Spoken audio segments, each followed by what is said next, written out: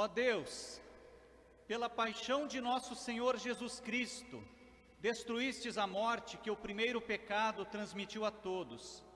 Concedei que nos tornemos semelhantes ao vosso Filho, e assim como trouxemos pela natureza a imagem do homem terreno, possamos trazer pela graça a imagem do homem novo. Por Cristo, nosso Senhor. Amém. Paixão de nosso Senhor Jesus Cristo segundo João. Naquele tempo, Jesus saiu com os discípulos para o outro lado da torrente do Cedron.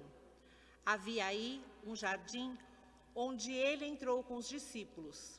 Também Judas, o traidor, conhecia o lugar, porque Jesus costumava reunir-se aí com seus discípulos.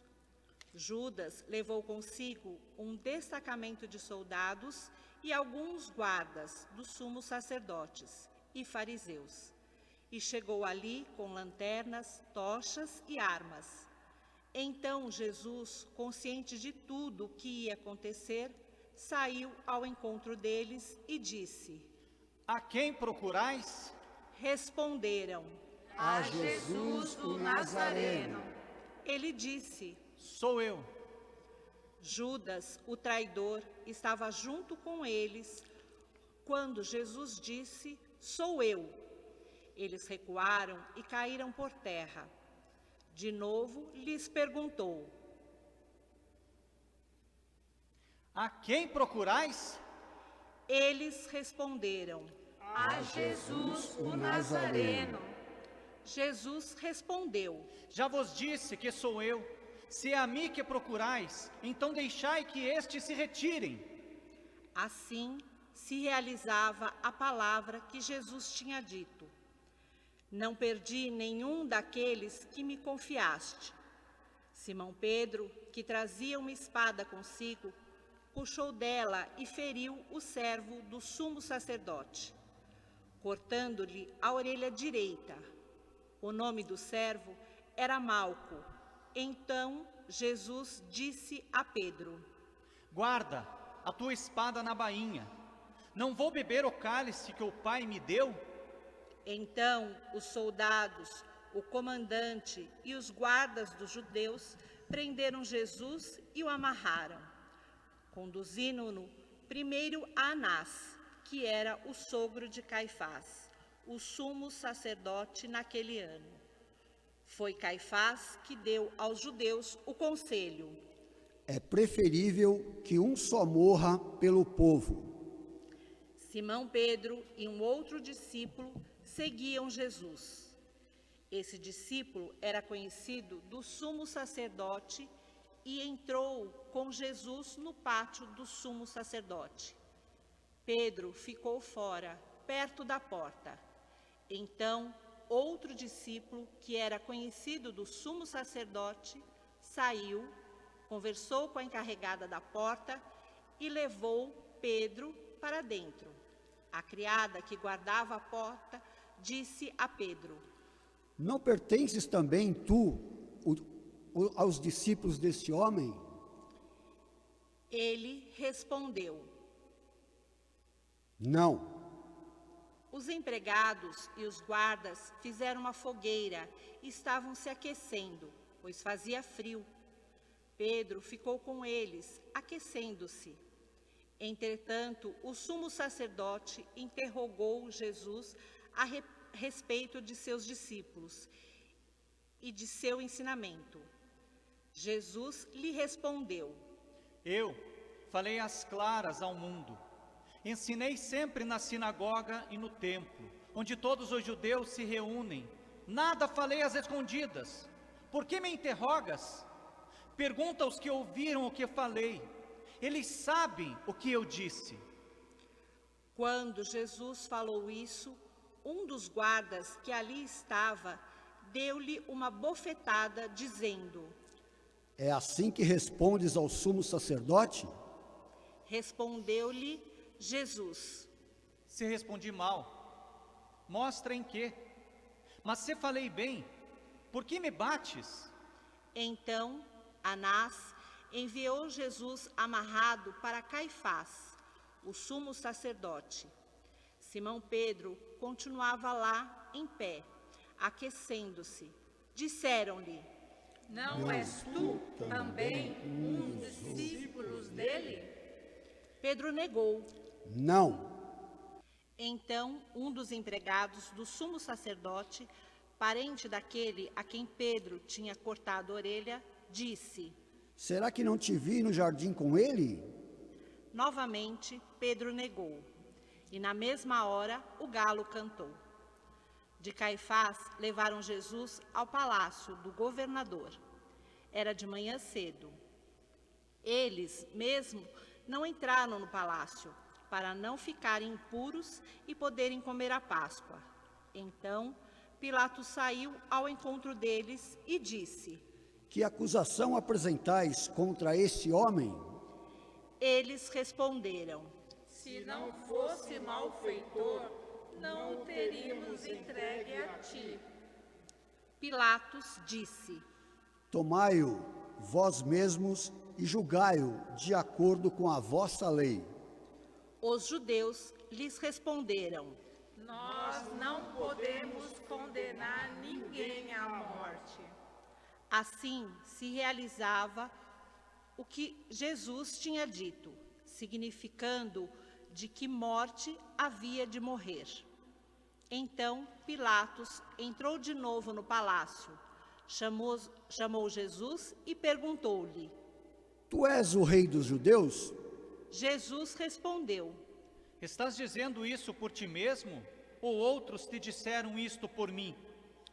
Pilatos falou: Por acaso sou judeu? O teu povo e os sumos sacerdotes te entregaram a mim. Que fizeste? Jesus respondeu: O meu reino não é deste mundo.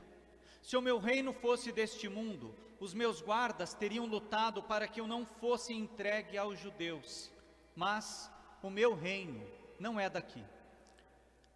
Pilatos disse a Jesus: Então, tu és rei. Jesus respondeu: Tu o dizes, eu sou rei. Eu nasci e vim ao mundo para isto, para dar testemunho da verdade. Todo aquele que é da verdade, escuta a minha voz. Pilatos disse a Jesus. O que é verdade? Ao dizer isso, Pilatos saiu ao encontro dos judeus e disse-lhes: Eu não encontro nenhuma culpa nele, mas existe entre vós um costume, que pela Páscoa eu vos solte um preso. Quereis que vos solte o rei dos judeus? Então começaram a gritar de novo: Este não, mas Barrabás. Barrabás era um bandido. Então Pilatos mandou flagelar Jesus. Os soldados teceram uma coroa de espinhos e puseram na cabeça de Jesus. Vestiram-no com um manto vermelho. Aproximavam-se dele e diziam: Viva o Rei dos Judeus! Davam-lhe bofetadas.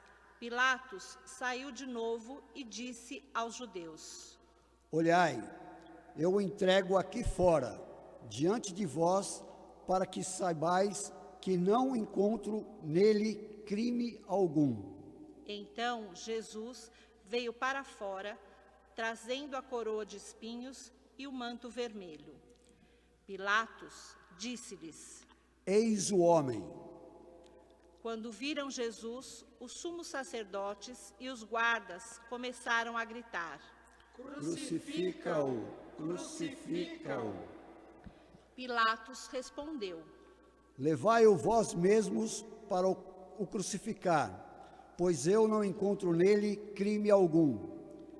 Os judeus responderam: Nós temos uma lei, e segundo esta lei, ele deve morrer, porque se fez filho de Deus. Ao ouvir essas palavras, Pilatos ficou com mais medo ainda.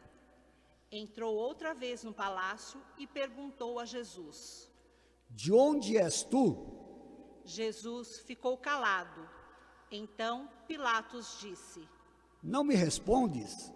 Não sabes que tenho autoridade para te soltar e autoridade para te crucificar?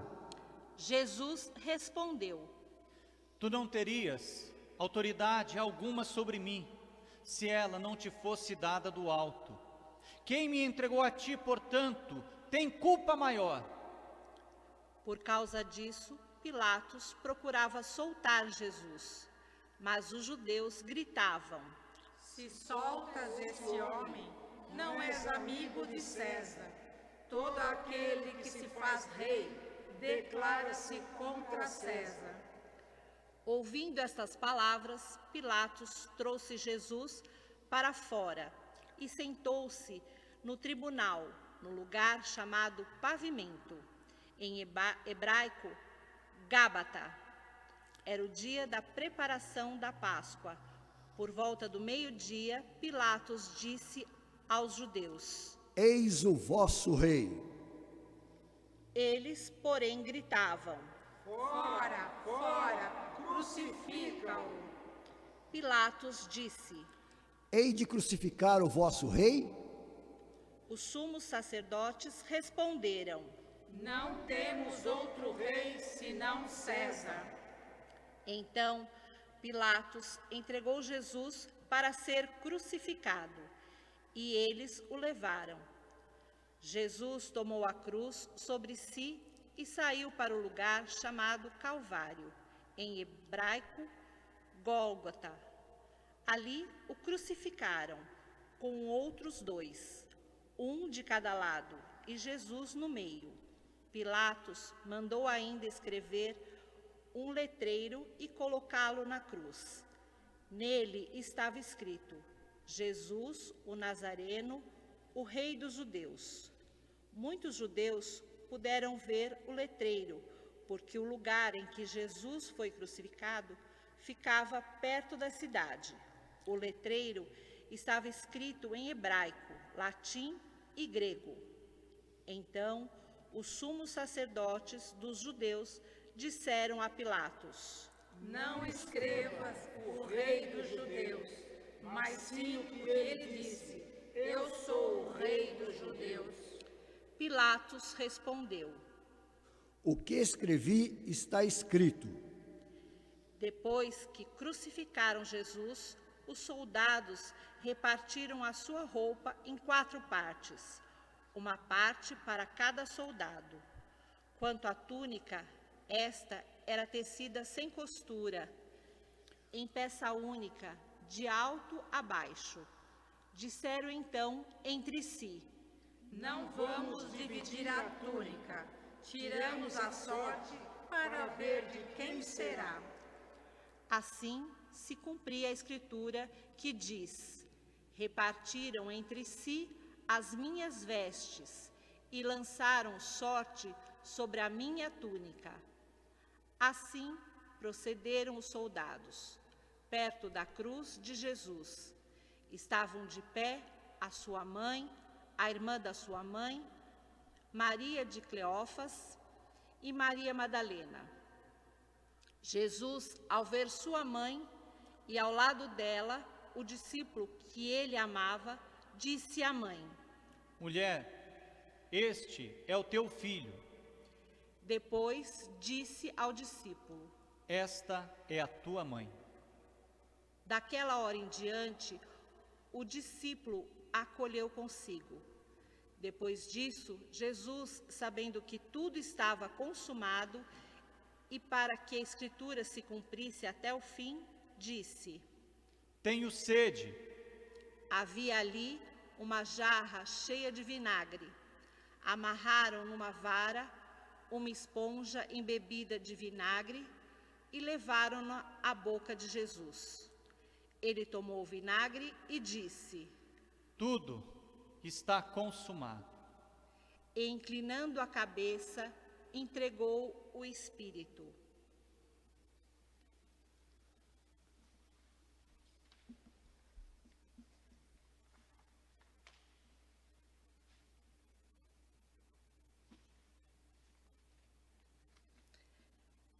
Era o dia da preparação para a Páscoa. Os judeus queriam evitar que os corpos ficassem na cruz durante o sábado, porque aquele sábado era dia de festa solene. Então pediram a Pilatos que mandasse quebrar as pernas aos crucificados e os tirasse da cruz. Os soldados foram e quebraram as pernas de um e depois do outro, que foram crucificados com Jesus. Ao se aproximarem de Jesus e vendo que já estava morto, não lhe quebraram as pernas.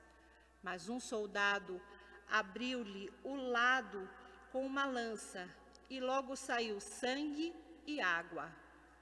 Aquele que viu dá testemunho, e seu testemunho é verdadeiro. E ele sabe que fala a verdade, para que vós também acrediteis. Isso aconteceu para que se cumprisse a Escritura, que diz: não quebrarão nenhum dos seus ossos. E outra Escritura ainda diz: olharam para aquele que transpassaram. Depois disso, José de Arimateia, que era discípulo de Jesus, mas às escondidas, por medo dos judeus, pediu a Pilatos para tirar o corpo de Jesus. Pilatos consentiu. Então José veio tirar o corpo de Jesus. Chegou também Nicodemos, o mesmo que antes tinha ido de noite encontrar-se com Jesus. Trouxe uns 30 quilos de perfume feito de mirra e aloés. Então tomaram o corpo de Jesus e envolveram-no com os aromas, em faixas de linho, como os judeus costumavam sepultar. No lugar onde Jesus foi crucificado, havia um jardim, e no jardim um túmulo novo, onde ainda ninguém tinha sido sepultado. Por causa da preparação da Páscoa, e como o túmulo estava perto, foi ali que puseram Jesus. Palavra da salvação. Glória a vós, Senhor.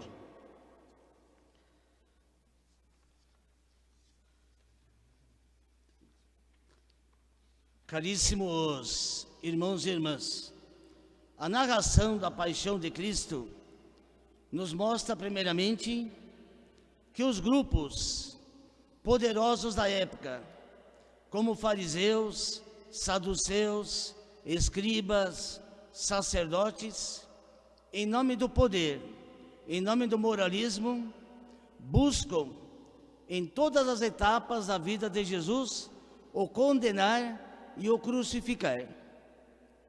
Porque o projeto deles era de moralismo.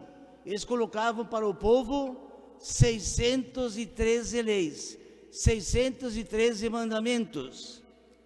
E já em Jesus, a sua pregação era o reino de Deus, o reino de justiça, de igualdade, de dignidade, de vida, de paz, de amor, de misericórdia. Então era um projeto de vida e não um projeto de morte. E aparece a pessoa de Pilatos. Pilatos representa o poder, representa a ganância.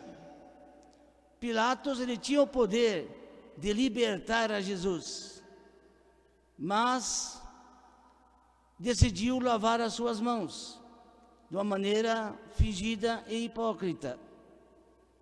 Depois, o povo pediu para libertar Barabás e soltar Jesus. Muitas vezes são nossas atitudes, quando a gente pede pena de morte, quando a gente julga, quando a gente condena, quando a gente pede vingança. Então muitas vezes estamos libertando os Barabás da vida e estamos condenando os próprios inocentes. Depois, no caminho do Calvário, a cruz é pesada. A cruz de Cristo representa nos dias de hoje Quantas e quantas famílias que carregam as cruzes da vida, os desempregados, os doentes, os famintos, os endividados, os que têm familiares presos, os que têm familiares drogados, os que estão passando por problema do coronavírus. São tantas famílias hoje injustiçadas, oprimidas, que carregam as cruzes da nossa vida. No caminho do Calvário, sabemos que Jesus encontrou Simão Cireneu, que carrega a cruz, Verônica, que enxuga o rosto de Cristo. São os homens e as mulheres de boa vontade, solidários, caridosos, misericordiosos, que amam, que são sensíveis diante do sofrimento do próximo. Mas Jesus na cruz teve pessoas fiéis que ficaram até o último momento na cruz, pessoas corajosas, valentes, que testemunharam a fé, que seguiram Jesus até a última consequência. A morte de Cristo não foi por acaso nem à toa, foi uma consequência da sua prática, da sua atitude. Jesus morreu por quê? Porque denunciava, porque queria um mundo de justiça, porque estava com os pobres, com os doentes, com os sofredores, porque chamou Herodes de raposa. Quem é a raposa? São aqueles que querem se perpetuar no poder. Herodes, quando se fala em Herodes, eram 5. Se perpetuavam no poder como? Passava do pai para o filho, neto, bisneto, tataraneto. Estão querendo se perpetuar no poder. E Jesus foi um mártir, mas pela causa do bem. Um inocente que morreu. Mas, graças às pessoas valentes e corajosas, o Evangelho prevaleceu. Quem é a pessoa de Judas? Judas é aquele que não quer que o plano e o projeto de Deus aconteça. Pedro, às vezes nós somos um pouco de Pedro, quando temos medo, quando nos omitimos, quando negamos. Mas o importante é que o Evangelho permaneceu, o Evangelho prevaleceu. E queridos irmãos e irmãs, assim como Maria, as mulheres, os discípulos choravam pela morte de Jesus, assim também nos dias de hoje, quando morre um parente, um amigo seu, você chora, fica triste. Isso é normal, porque as lágrimas expressam o amor, o carinho de alguém que fez parte da nossa vida, da nossa história, da nossa caminhada. Jesus também chorou quando morreu seu amigo Lázaro. Maria também chorou quando mataram Jesus. Lágrimas expressam o amor, mas não o desespero, porque nós cremos, acreditamos na ressurreição e na vida eterna. Nos diz a escatologia, que é estudo do futuro, vida após morte. Que aqui na terra nós vemos detalhes, aquilo que os olhos percebem, mas que após a nossa morte, os nossos olhos se abrirão, e que nós veremos a Deus face a face, que nós vamos contemplar todos os mistérios da humanidade. Quando a gente vê um avião no céu, daqui a pouco esse avião desaparece. Isso não quer dizer que o avião deixou de existir. Ele continua existindo. Desapareceu aos nossos olhos. Se alguém morre, então nós enterramos o corpo da pessoa. Mas ninguém enterra a alma, o espírito, as coisas boas que a pessoa fez. E a nossa vida é uma viagem. Nessa viagem, nós só deixamos o amor, a partilha, a caridade. E o que nós levamos para Deus, também somente o amor, a partilha e a caridade.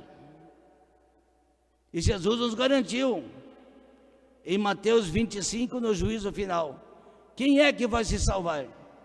Tive fome e me deste de comer, tive sede e me deste de beber, nu me vestistes, estrangeiro me acolhestes, preso e doente fostes me visitar. É o critério que Jesus nos apresenta para a salvação. Interessante, Alexandre o Grande, ele chamou o comandante do exército e falou o seguinte: quando eu morrer, eu quero que os médicos carreguem o meu caixão, eu quero meu tesouro jogado no chão, eu quero minhas mãos abanando para fora do caixão. O comandante disse: mas por que as mãos abanando para fora? Para que todos saibam que a esse mundo viemos de mãos vazias, e de mãos vazias voltaremos. E por que jogar tesouro no chão? Para que todos saibam que nenhum bem material da terra nós vamos levar. E por que os médicos carregaram o caixão? Para que todos saibam que os médicos curam todas as doenças, mas não curam a morte. Esse é o Alexandre o Grande. Muito interessante seu pensamento. Então, prezados irmãos e irmãs, neste dia, Cristo não quer que a gente chore por Ele, mas Ele quer que a gente pratique as suas obras, as suas virtudes, aquilo que Ele nos ensinou, aquilo que Ele nos passou. Mas também a nossa solidariedade pelas vítimas do coronavírus, vítimas das guerras, da fome, da falta de médico, da falta de hospital, que estão falecendo, padecendo a cada dia e a cada instante. Que Deus também conforte, abençoe todos estes familiares. E agora então vamos prosseguir com o nosso momento da cruz. Com essa bela reflexão do Padre Leocádio, você que está em casa, nos assistindo neste momento, olhe para a cruzinha que você tem pendurado na casa, a cruzinha do seu terço, e traga em memória as pessoas que estão sofrendo no dia de hoje, as pessoas que morreram, alguma enfermidade, as pessoas que sofrem por causa do coronavírus. Vamos lembrar que esse primeiro mártir, os médicos não dão jeito para a morte, mas esse primeiro mártir, que é Jesus Cristo, Ele nos dá. E é nessa esperança que nós vamos fazer a adoração da Santa Cruz neste momento. Lembrando também das pessoas que estão hospitalizadas, temos paroquianos nossos, internados. Sidão, um grande abraço, recuperação e forças às orações da nossa comunidade. Então faremos neste momento a adoração à Santa Cruz. Eis o lenho da cruz, a qual pendeu a salvação. Vinde, adoremos dos pobres martirizados, a qual pendeu a salvação. dos martiriados, Eis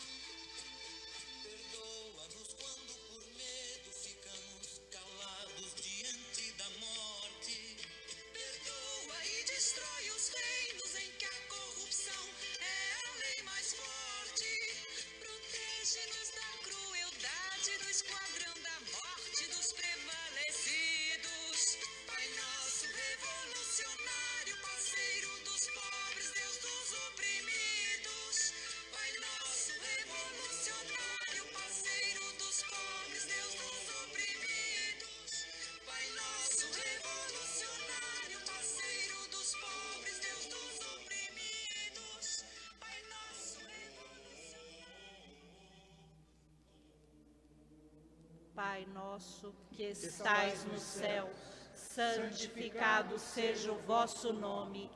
Venha a nós o vosso reino. Seja feita a vossa vontade, assim na terra como no céu. O pão nosso de cada dia nos dai hoje. Perdoai as nossas ofensas, assim como nós perdoamos a quem nos tem ofendido. E não nos deixeis cair em tentação, mas livrai-nos do mal. Amém.